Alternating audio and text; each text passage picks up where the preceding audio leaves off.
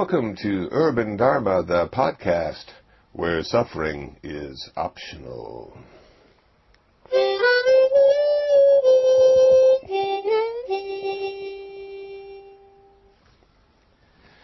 Hi, this is Reverend Kusala from downtown Los Angeles, coming to you from the International Buddhist Meditation Center. This past Saturday, I found myself in Thousand Oaks, California, giving a presentation to yoga teachers on Buddhist meditation, why and how. It was well received. I had a good time. I was invited by Kara Reed and Erica Bryant to speak to the teachers, and so that's coming up right now, and I hope you find it interesting and useful as well. Catch you on the other side.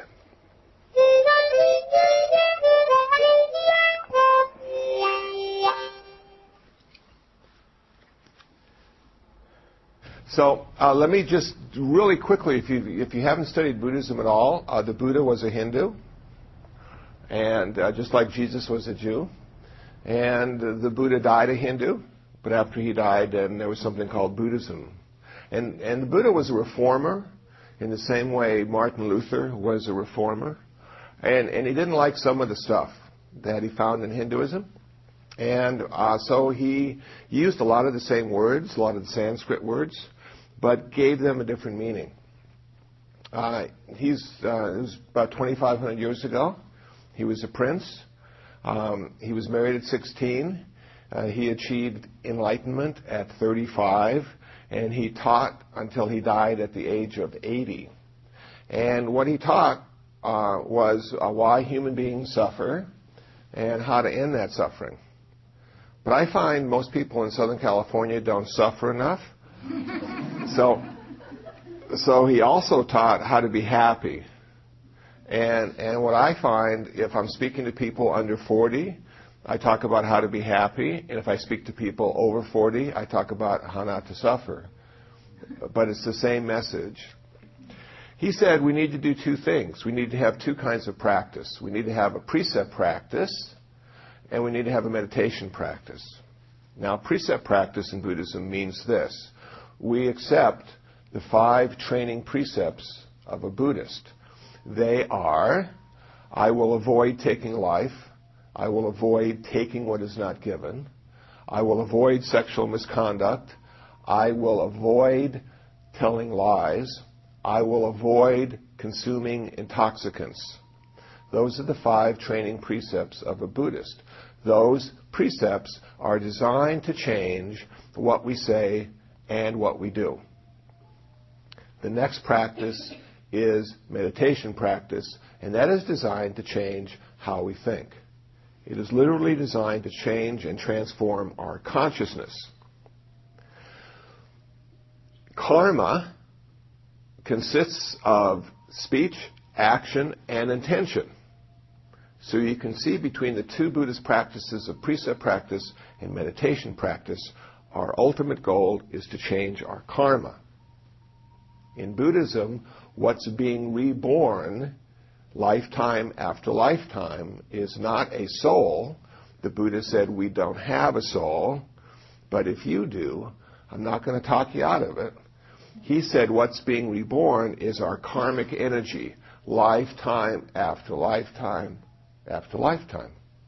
And as a Buddhist, what we want to do is end our karma. If we can end our karma, we will never have to be reborn again. Every time we are reborn as a Buddhist, we have to get old, we have to get sick, and we have to die. So if we can figure out a way to exist without birth, then we'll never have to get sick, we'll never have to get old, and we'll never have to die. And that's what the Buddha did. He realized that he could be reborn out of his nirvana and not because of birth. So right now, the Buddha exists. But he exists only because of nirvana, not because of birth. Why can't we see the Buddha? Why can't we contact the Buddha? Because this world we live in, the Buddha called samsara. This is the place where birth and death exists. And everything that's on Earth right now was created. Now, some people think it was intelligent design. Some people think it was Big Bang. I personally like the spaghetti monster theory, that he's behind all the creation. But whatever the reason, we're here because of birth. So how can we feel good in meditation, and what can meditation do for us? It seems to me that our main problem is ignorance. The Buddha said, we're not born in original sin, we're born in original ignorance. And we do stupid things, and we suffer, or we're not happy. And if we can transform our ignorance into wisdom, we will never have to suffer, or we will always be happy. And so how do we do that? Well, we do that through a meditation practice. The transformation of consciousness is a many lifetime pursuit. It said the Buddha was born at least 550 times before his final rebirth as Siddhartha Gautama, where he achieved his nirvana. In those 550 rebirths, according to the Jataka tales found in the early Buddhist canon, he achieved enlightenment many times. But he didn't achieve nirvana until his final rebirth. Now, if anyone's interested, I define enlightenment as the wisdom of emptiness. I define nirvana as the end of suffering. The Mahayana tradition, the Buddhism of China, Japan, Korea, Vietnam, and Tibet, focuses on enlightenment. The Buddhist tradition of Sri Lanka and Thailand and Laos, Cambodia, and a part of Vietnam focuses on nirvana. Nirvana, the end of suffering. Enlightenment, the wisdom of emptiness. The Buddha was taught how to meditate by the yogis of India. He achieved tranquility, he achieved bliss, he achieved happiness through that technique. It wasn't until he rediscovered insight meditation that he finally achieved his release from suffering in nirvana. So in Buddhism we have insight meditation, which is called vipassana. We have tranquility meditation, which we call samatha.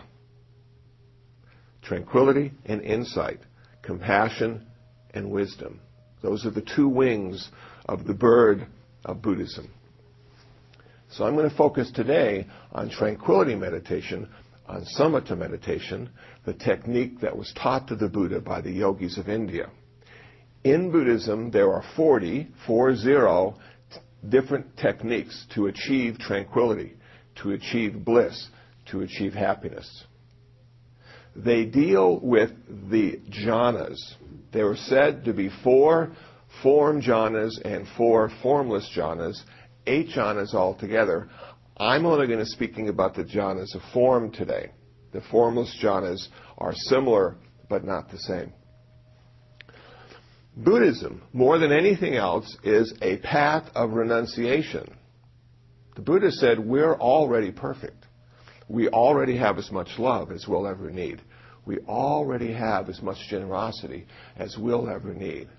We already have as much wisdom as we'll ever need. What we have to do as Buddhists, though, is to get rid of our lust, so we only have love, to get rid of our greed, so we only have generosity, to get rid of our hatred and anger, so we only have loving kindness and compassion, to get rid of our delusion and ignorance, so we only have wisdom. This meditation is designed to get rid of those things that prevent our perfection as human beings. The first jhana, the first level of tranquility, has 5 characteristics. They are applied thought, sustained thought, happiness, bliss, and equanimity. The second jhana, the second level of tranquility, has 3 characteristics: bliss, happiness, and equanimity.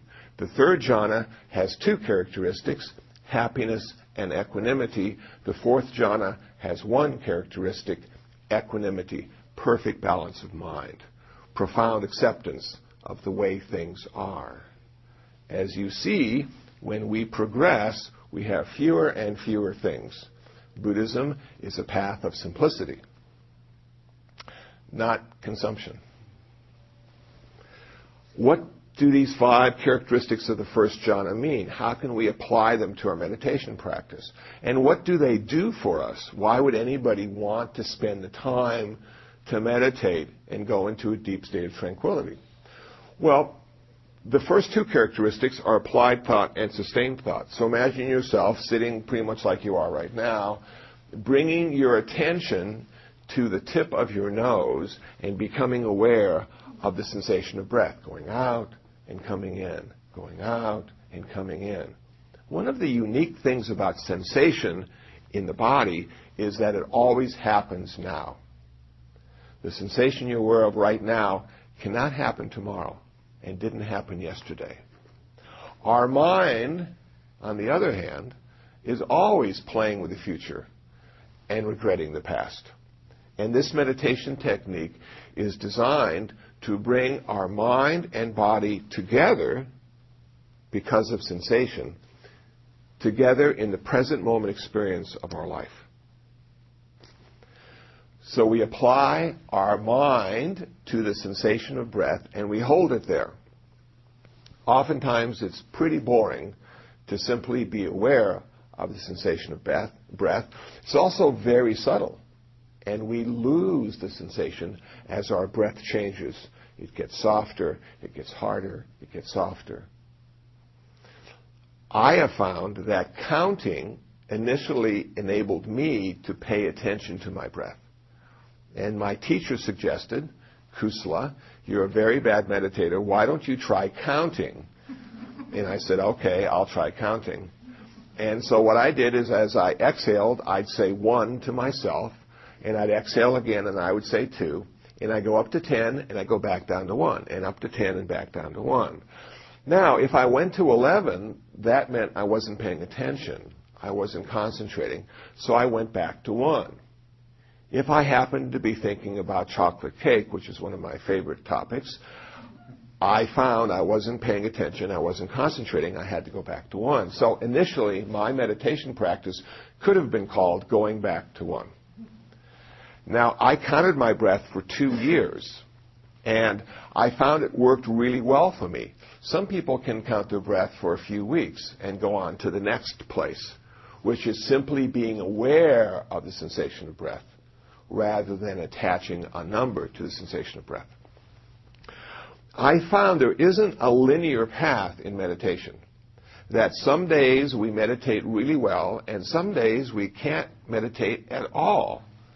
And go figure, you would think that we would be training ourselves to get better and better and better, and it doesn't seem the mind works that way. In much the same way, the body doesn't work that way as well. Now, I've never done yoga. I've always felt it was too difficult. So I did weightlifting, and I really liked the bench press because I could lie down to do it. What I found was on certain days I had great strength and focus. And other days, I was weak and unfocused. And I couldn't put my finger on why things changed so dramatically in the gym. But it just seems to be the case. The mind works in the same way, at least in my experience. So I needed to have patience with myself. I needed to realize that I wasn't going anywhere with my meditation practice. The goal of my meditation practice was simply to meditate every day. And were there any benefits from meditating every day?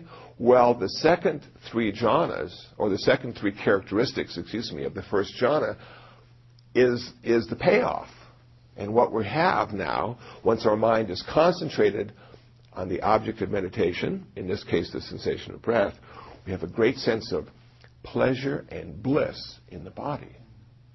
We have a greater sense of happiness in the mind. And we have now started to see a profound acceptance of the way things are and equanimity about our life and the life around us. So, how does that feel? Why is that the case? Well, I thought about this and I realized that if I went to a movie and I found it to be really exciting, say there was a car chase, I could literally forget about everything that was happening in the movie theater. That I'd be so focused on the scene in the movie that if my feet were stuck to the ground because somebody dropped a Coke in the previous viewing of the motion picture, I wouldn't even be aware that my foot was stuck. Or if my arm was over the backrest of the chair next to me and had fallen asleep and was tingling, I wouldn't even be aware of that. I found that my body sort of disappeared into the concentration of watching the movie. Now, granted, watching your breath is not exciting, anywhere as exciting as watching a movie. But if we can do it with that same intensity, we can lose our body for a while. Now, what does that mean, losing your body? It means that we can merge with the universe again. We can leave our separateness behind. In our minds, we have this idea of where our body ends and the world begins. In fact, some of us are so good at knowing where our body ends and the world begins that we can reach over and pick up a bottle without even looking at it, because we have this idea in our head of where it is. So we have this image of our place in the universe, don't we? And as we go into deeper and deeper states of concentration, that place dissolves. So now we don't know where our hand ends and the world begins. We don't know where our knees end and the world begins. And that's a very pleasant experience, especially if you're over 21. Because I found my body to be full of pleasure and joy when I was younger. But as I get older, I find my body has plenty of surprises for me. And none of them very good. So if I can lose my body for a few moments in meditation, for me, that's a good thing. So here I am concentrating really hard on my sensation of breath, and now this image of where I end and the world begins falls away, and there's this wonderful sort of lightness that occurs. And the response in my body is bliss and pleasure, sometimes to the point where the hair on the back of my neck just sort of rises all by itself. And I feel all these little tingly sensations, and I feel this sort of warm current happening. And I'm going, my, isn't this wonderful? And you can't get busted for this, can you? So that's the first payoff. The first payoff is the deep state of concentration allows our body to feel really good. But it also allows our mind to feel really good, too. And a sense of happiness arises, a sense of balance, a sense of acceptance, a sense of connectedness to the world around us. Now, because we have an ego, because we have a self, because we have a personality, we are separate from the world. And if you have a vocabulary of 20 or 30 or 40,000 words, you are separate in 20, 30, or 40,000 ways from the world around you. And it can be a bit intimidating, and it can give you a sense of insecurity to be that separate from this world where you live. So this concentration allows you to reconnect to the world in a very special way and not be separate from it in the way you have to be because of ego and self and personality. So happiness arises in the mind. And finally, the last characteristic is this wonderful balance. You're neither Christian or Buddhist, you're neither Republican or Democrat, you're neither male or female. You've come to this place in the middle where nothing has value or everything has value. Or it's not good and it's not bad. It's not right and it's not wrong. It's just the way it's supposed to be. Now that kind of equanimity is profound because our ego needs to decide who we are and what we're for. That's its job. That allows us to survive. But this very subtle place that we find in our concentration exercise brings us home, brings us back to that place where we started. But it does it in a unique way. We don't have to be ignorant in the way we were when we were born. We can take all our knowledge with us. Our job is to transcend. So some people think it's like going back to this primordial way of being. Well, we can't ever do that. I think it's more of transcending this dualism and finding our home again. But being able to take our baggage to a certain extent with us, and our baggage being our intellect, because we need that. So here we are, we're in the first jhana. The 5 characteristics are applied thought, sustained thought, happiness, bliss, and equanimity. But we want to go to the second jhana because everybody wants to progress, everybody wants to achieve their goal, everybody wants to be better. So now we have to give something up. And what we need to give up now is applied thought and sustained thought. We need to have our mind simply rest on the object of meditation without any intention on our part. And with enough practice, the mind simply rests on the object of meditation. In the same way, when you break a wild horse by tying him to a pole, eventually you can take the rope off and he'll stand by the pole, as if he's still tied to it. Well, our mind will stay with the sensation of breath as if it's tied to it through counting, with enough practice. When that occurs, we're in the second jhana. We now have no applied thought and sustained thought. We have a greater sense of pleasure. We have a greater sense of happiness. And we have more balance. A greater sense of equanimity. Most cool. Now, a lot of people don't want to go any further than this. This is great. This, your body feels good. Your mind feels good. And you can see that acceptance allows you to suffer far less. But if you want to go further, say you have a terminal illness, and say the object of your meditation or your final goal is not simply to be happy, not simply to have bliss, but literally go beyond suffering, go beyond pain. Well, now we have to go into the third jhana. And in order to go to the third jhana, we have to give something up. And what we need to give up now is our pleasure and our bliss. And this is really difficult, because this is a big deal, to give up our pleasure. You know, we've been told that everything we buy will lead to ultimate pleasure. So some of us have a lot of stuff, hoping that ultimate pleasure will occur. Of course, it never does. And having a body is just a wonderful gift in this lifetime, because it does give us so much happiness and pleasure. And why would anybody want to give that up? If we can figure out how to give up our pleasure, we will be giving up our pain. Pain and pleasure are connected. But you're going to have a lot of pain in order to give up your pleasure. If that's the case, if you've decided that sitting on the floor cross-legged for 2 hours is the most excruciating thing you've ever done, and you wish you could give up that pain in your knee, 2 ways to do it. The first way to do it is to become one with the pain. Easier said than done. But if you become one with the pain, there's no one to feel it. Now, the words get a little tricky. If you're one with the pain, there is no one, no separate one to feel it. So you simply have to submerge yourself into this pain and turn that pain into sensation. As you investigate your body, you will find that every time you have pain and every time you have pleasure, what you're doing is interpreting the sensation.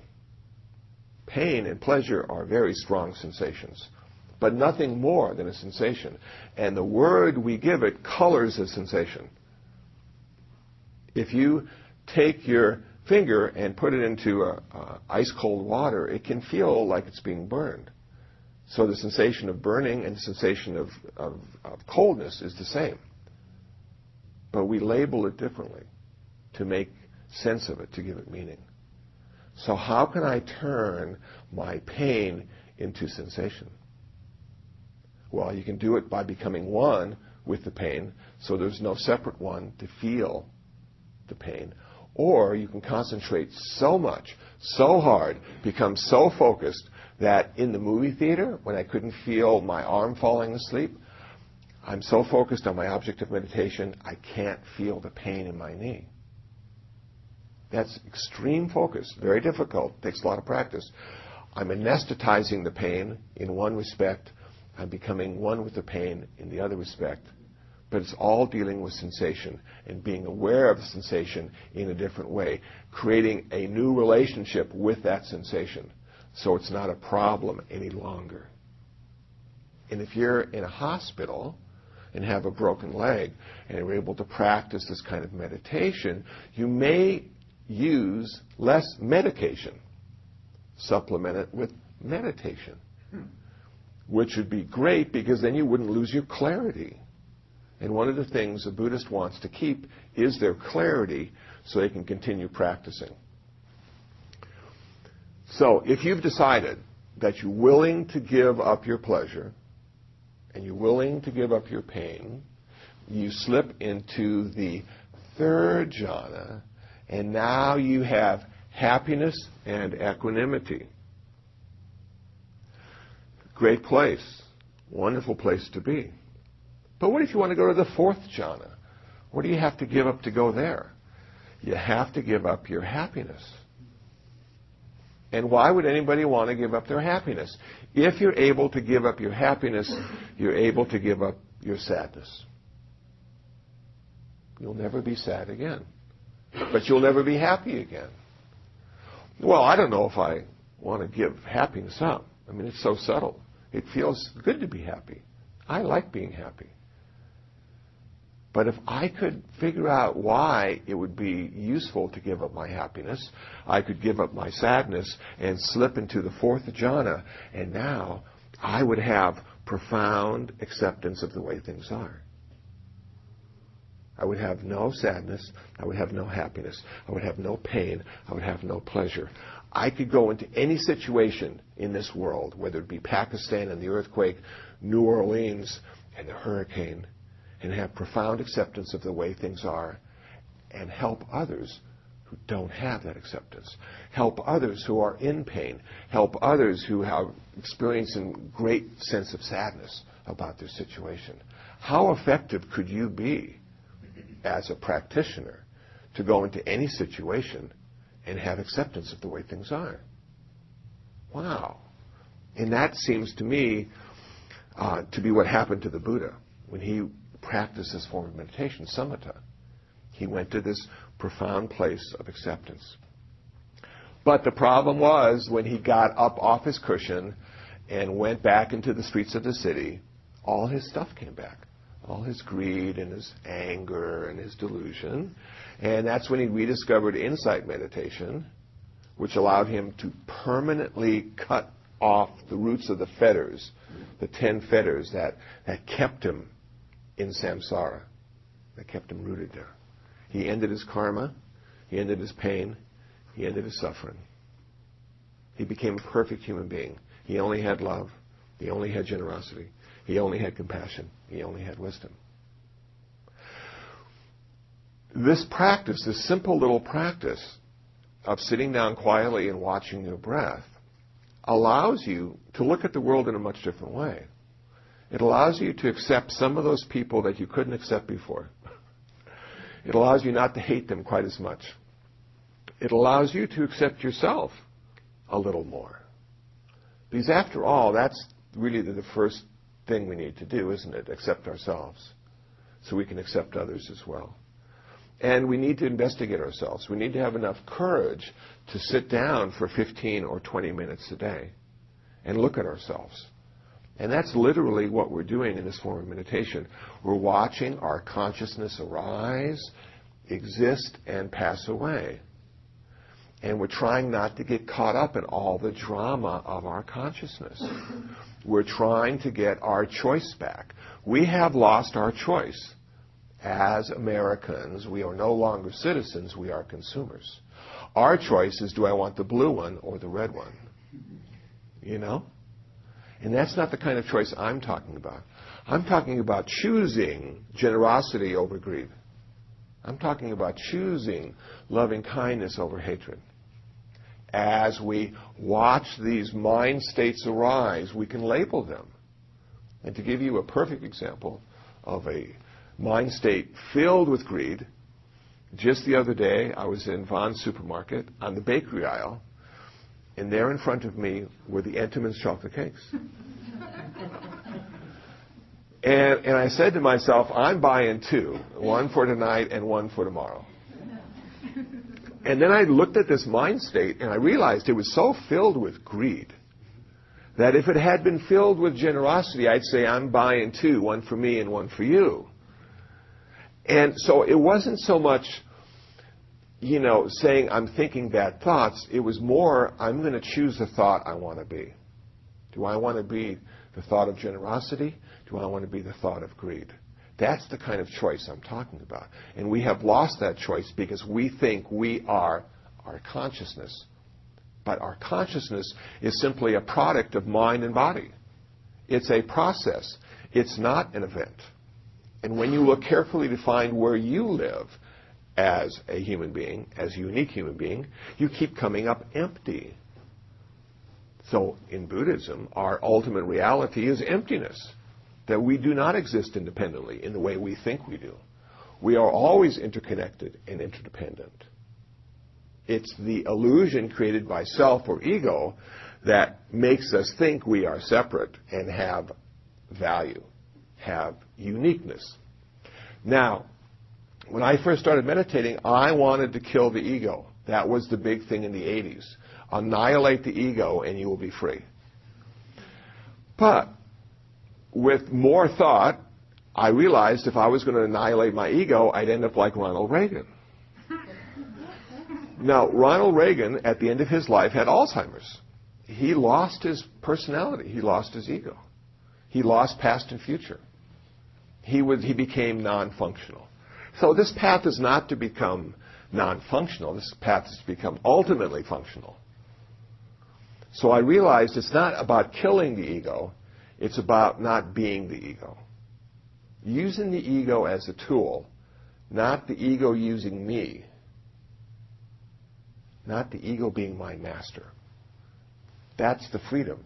That's the choice that comes out of meditation practice. And after doing yoga, I assume it's similar to weightlifting. You have a certain sense of freedom with your body. You're expanding its flexibility and its strength. You didn't have that freedom before the exercise. This is the freedom of consciousness, freedom of mind. That your body can be any place in this world and your mind will be free. Anwar Sadat, when he was a political prisoner, said he had more freedom as a prisoner than as the president. And here he was in jail, and he had more freedom. So we can have our freedom, no matter what our body is doing. But it requires discipline.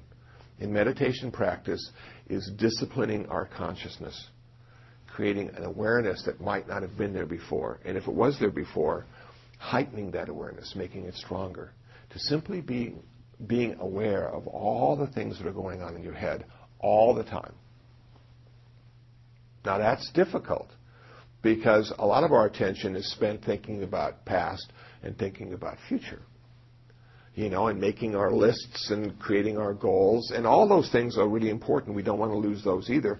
But I think it might be more skillful to realize all those goals in the future are being created right now. And as we sit down and write our grocery list out, it's happening right now. And when we find ourselves in the grocery store, it's happening right now. And when we finally do buy our Entenmann's chocolate cake, it's happening right now. So nothing in our life ever happens in the future. And yet the future oftentimes is more important. Meditation practice allows us to feel comfortable with this wonderful present moment that we always live in. And I've often thought this is the same present moment that the Buddha lived in, and Gandhi lived in, and Abraham Lincoln lived in. The very, very same present moment. How cool is that? And yet, we can't see the present moment because we're more concerned with the change occurring rather than the unchanging quality of the present moment. And it's really not our fault at all because all our sense doors, sight, sound, smell, taste, touch, are all designed to be sensitive to change. And so if it's light and dark, we have sight. If it's sound and silence, we can hear. So every sense door we have takes us to the change within the present moment but can't connect us to the present moment. And what I have found in my meditation practice, when I finally silence my mind for a little while and come to that place of balance and equanimity, my heart opens up. And my heart is the one organ that can connect to the unchanging qualities of the present moment. It's that intuition that is atrophied because our intellect is so strong and so big and so muscular and decides what's real and what's not real. So this meditation practice is also designed to make you more intuitive. And for guys, that's really a cool thing, because I was never intuitive being a guy. You know, it didn't make any sense to me. Why would anybody want to have feelings like that? And yet, when I became more intuitive, I found I was able to find parking places easier. That there's a sense of synchronicity that occurs, because your heart now connects to all this sort of, you know, magic in the world. And it makes no sense at all to talk about it, but it does work. You seem to leave the house at the right time and get to where you're going at the right time, not because you planned it out, but because somehow intuitively you knew when you needed to leave and when you were going to get there. And I don't know how that works. It even takes into account car accidents on the freeway that haven't happened yet. But that's how wonderful intuition is. So this meditation that I'm talking about is designed to increase your happiness or get rid of your sadness. It's designed to increase your pleasure or to get rid of your pain. It's designed to enable you to lose your mind and come to your senses. And our whole life is being created moment by moment through those sense doors. So for a few moments every day, we can put down the pencil that writes the story of our life. Push that aside. And that story writer now goes to sleep. And we clean and defragment our hard drive. All those little bits and pieces that don't go anyplace are sort of let go of for a while. And this sort of clarity comes back. And we're able to go out into the world and maybe have a smile on our face. See a person again for the first time. You know, one of my favorite commercials, Cornflakes commercial a couple years ago, taste them again for the first time, it said. Meditation allows us to taste our life again for the first time. It allows us to see that each moment is new and precious. That everything is the very first time. Those people you've seen for 10 years, when you see them after meditation, you're seeing them for the first time again. And when you look in the mirror, you're seeing yourself again for the first time. And that's nice. The older I get, the more I realize I get into my little ruts. You know, and I just sort of see that, yeah, I know how it's going to be. And I know what to expect. And that's not fun. There's no magic in that. This simple little meditation practice of sitting down and watching your breath allows you to make your life magical again. Allows you to be astonished with just the simple things of finding a parking place or the taste of sushi. Oh, that tastes good. Why couldn't I taste it that way before? So it really does have a lot of benefits. But it requires us to commit a few minutes each day. And some people say, well, how long should I sit? What's the best length of time? I think between 20 and 45 minutes.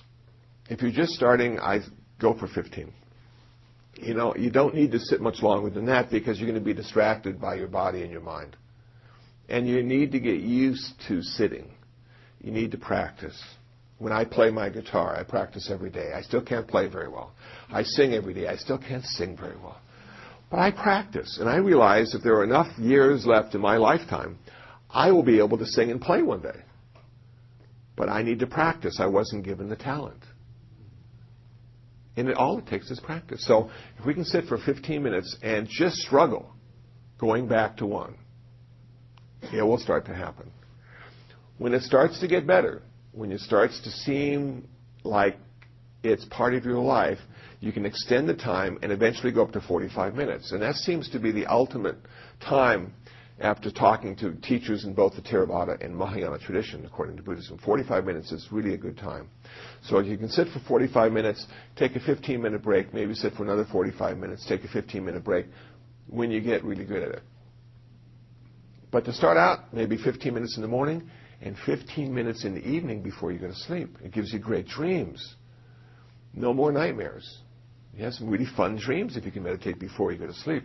When I was a volunteer at Central Juvenile Hall, I would tell the kids, sit on the end of your bed before you go to sleep and meditate. And this is the kind of meditation I want you to do. Say to yourself, as I breathe in, I relax. As I breathe out, I smile. Relax and smile, relax and smile. And do that for 5 minutes. And a lot of them were able to sleep better just from that silly little 5-minute, meditation before they went to sleep. It brought them to a place of acceptance with the way things are. So meditation can do that for us too. Now when we get past the counting and get past the sensation, there's one more place to go. And I'll just share a little bit about that. It's the representation of breath. That inside our head, we have a representation of our breath. And we can come to that with enough practice. So first we start out with the concepts of numbers connected to our sensation of breath. Then we leave the concepts behind and simply experience the sensation.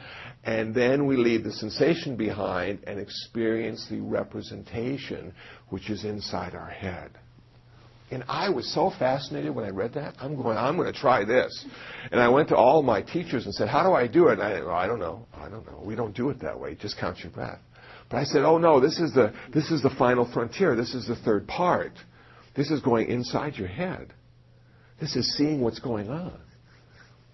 Well, I don't know. And so I picked up a book called the Visuddhimagga, The Path of Purification, 900 pages. And I found a section on seeing the representation. But it didn't tell me how to get there either. I'm going, oh man, I can't get there. I want to know. And then I figured it out. I did it all by myself. So this is what I did. I'm not advocating you do this because this is really stupid, but this is how I figured out how to go inside my head. That I would sit in my meditation practice and I would take the concentration and bring it to the sensation of breath. And once I was concentrated on that, I would squint my eyes really tight. And then I'd relax them. And I'd squint really tight, and then I'd relax them. And what I started to see were 1,000 points of light inside. And I understand there's a physical reason for that, like little neurons or something, And I called them fireflies. I started to see my fireflies, but they would just sort of like go away then really quick. And I likened it to having a picture taken, and they have a flash cube, and they do it right in your face. And then you close your eyes, and you can still see the flash cube exactly how it was, and eventually that after image fades off. But if somebody else shoots you in the face with a flash cube, the after image comes really back, and there it is again. So I'm creating all these little points of light by squinting my eyes, and there's like an after image, and I'm starting to watch them, and I keep track of them until they all sort of go away. And then I'd squint again, and I'd find them again, and I'd watch them until they all went away. So I did this for a couple days, and then I started to see stuff behind the points of light. I started to become aware of other stuff happening once I was able to look inside. And again, I haven't found any ancient texts that say squint your eyes. But this is what I did. And then I started to see all sorts of stuff. And I don't want to go into any great detail about what I saw because then I would give you expectations and you wouldn't have your own experience because each one of us has a different consciousness and different karma. But there is stuff inside your head. I know you know that already. But you can see that stuff inside your head too. And so what I started to do now was I would go to the sensation of breath, and then I would do 1 or 2 squints and look for the 1,000 points of light. And then I would look to see what else was there, and I would just focus all my attention on the visuals. And I was able to do some breathing techniques with the abdomen and the diaphragm to increase the visuals. And in yoga, certain types of yoga, they have fire breathing and stuff like that. Well, if you can connect your fire breathing to your meditation practice, you're going to go visit some really cool places. And there I was with bliss and rapture and happiness. And I'm just seeing all these, and I'm going, man, this is so cool. And afterwards I would just be, I'm exhausted. And I'd be sort of panting because I'd been working with my breath for so long. And it was just like a giant release, sort of a cosmic orgasm, you know?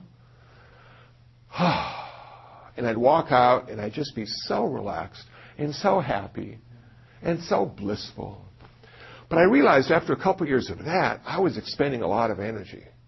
I was really wearing myself out because I was getting high, really having a good time, really exploring all these things about me and what it all meant, and having audio experiences when I'd be walking down the street and seeing things that I never thought I would see. And all these things come and happen when you go into deep states of concentration. Supernormal powers start to come. But they're absolutely useless, you know. I mean, you can't make any more money. You're not going to find any more boyfriends or girlfriends. You're not going to get a better car. But it's interesting to see all the potential we have as a human being. And now, I have to admit, after all my years of meditation, I just sit.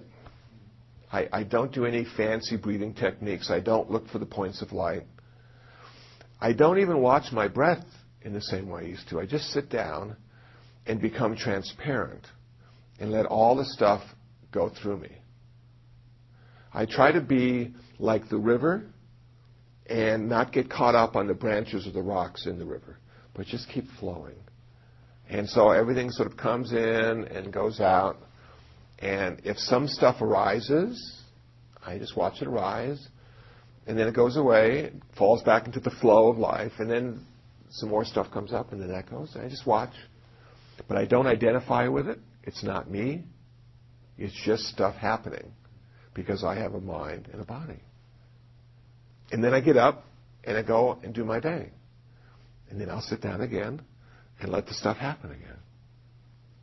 And sometimes if I have an issue or a problem, I might do some clusters. I might throw up a thought into that stream and say, I just can't get my Windows Media Player to work.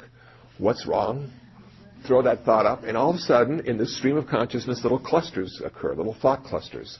And, well, try this, or maybe you should do this, And our mind is a wonderful tool to solve problems. It's a great problem solver. It has all sorts of ideas. Most of them don't work, but it has all sorts of ideas.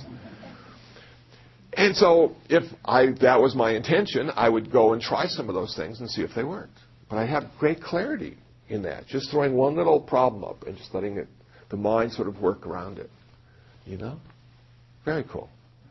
So I have found meditation has allowed me not to be more intelligent, because intelligence needs knowledge, and this doesn't create more knowledge. But I found meditation allows me to have more wisdom, because meditation gets rid of my ignorance and gets rid of my delusion.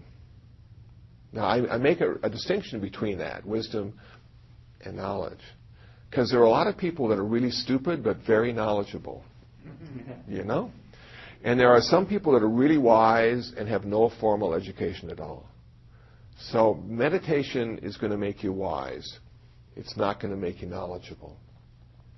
And your wisdom will be a benefit to all those who come in contact with you. Your wisdom will also allow you to see how important having a physical practice is as well, whether it be weightlifting or running or yoga. That because we have a mind and body, we need to exercise both.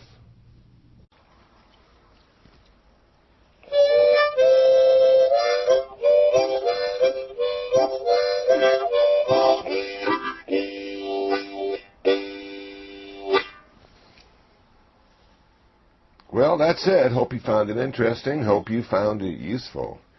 If you'd like more information on True Yoga in Thousand Oaks, California, please go to their website, trueyoga.com. That's trueyoga.com. If you'd like more information on Buddhism, please visit my website, urbandharma.org.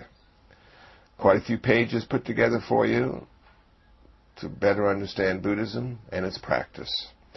And if you'd like more information on me, please go to kusala.info, Kusala.info. Well, that's it. And until next time, until the next podcast, remember, be happy, be peaceful, and most of all, be free from suffering.